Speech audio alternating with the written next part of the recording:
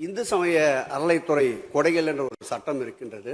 அந்த சட்டத்தில் விதி 69 என்ற குறிப்பிடப்பட்டிருக்கின்ற அந்த பணிகள் சட்ட விதிகளுக்கு உட்பட்டு சட்டத்தின் 36 பிரிவிலிருந்து தான் இந்த பணிகள் மேற்கொள்ளப்பட்டன. குறிப்பாக ஏதோ அமைச்சரே முடிவு செய்து திருமண மண்டபங்களையும் வணிக வளாகங்களையும் ஏற்படுத்துவதற்கு உத்தரவிட்டதாக மாண்புமிகு அமைச்சர் அவர்கள் அவைக்கு உண்மைக்கு புறம்பான தகவலை தந்து கொண்டிருக்கின்றார்.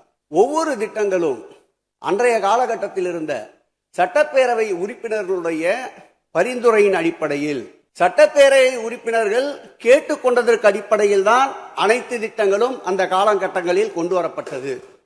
அதோடு மட்டுமல்ல, உறுப்பினர் அவர்கள் குறிப்பிட்டு கூறினார், குன்னூரிலே மல்டி லெவல் கார் பார்க்கிங் கொண்டு வரப்பட்டது என்று.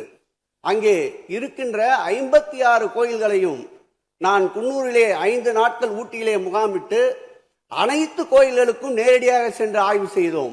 அந்த ஆய்வின் அடிப்படையில் அந்த திருக்கோயில்களுக்கு வருகின்ற பக்தர்களுடைய அடிப்படை தேவைகளுக்கு வருமானத்தை உயர்த்துவதற்காக குன்னூருக்கு சுற்றுலாவிற்கு வருகின்ற மக்களுடைய வாகனங்கள் போதிய அளவிற்கு பார்க்கிங்களுக்கு இடமில்லாமல் தவிக்கின்ற சூழ்நிலையில் அங்கே மல்டி லெவல் பார்க்கிங் கொண்டு வந்தால் நகராட்சி பரிந்துரையின் அடிப்படையில் வருமானம் பெருகும்.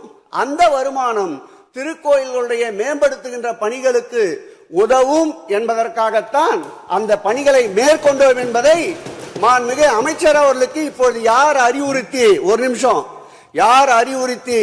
இந்த அரசாணையை வெளியிட்டிருக்கின்றாரோ அவர்தான் அப்பொழுது ஆணையாளராக இருந்தபோது இதே அறிவுறுத்தலின் பேரில் அரசாணையை வெளியிட்டிருக்கிறார் என்பதை பேரவைத் தலைவர் வாயிலாக அமைச்சருக்கு தெரிவித்துக் கொள்கிறேன். மேலும் அவர் கூறுவதற்கு எனக்கு பாயிண்ட் ஆஃப் ஆர்டர்ல பதில் கூறுவதற்கு அனுமதிக்க வேண்டும்.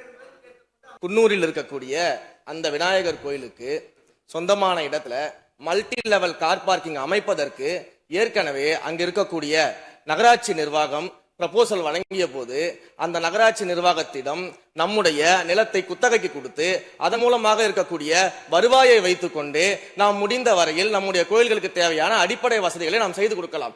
ஆனால் கோயில் நிதியவே 10 கோடி எடுத்து அங்கு மல்டி லெவல் கார் பார்க்கிங் எந்த விதமான பொதுமக்களும் பக்தர்களும் கேட்கல. பக்தர்களும் பொதுமக்களும் கேட்பதெல்லாம் கோயிலுக்கு உள்ளே சென்று மனநிறைவோடு தரிசனம் செய்துவிட்டு வெளியே வரும்பொழுது அவர்களுக்கு தேவையான அடிப்படை வசதிகளை தான் பக்தர்கள் கேட்டுக் கொண்டிருக்கிறார்கள். அதை செய்தாலே போதுமானது.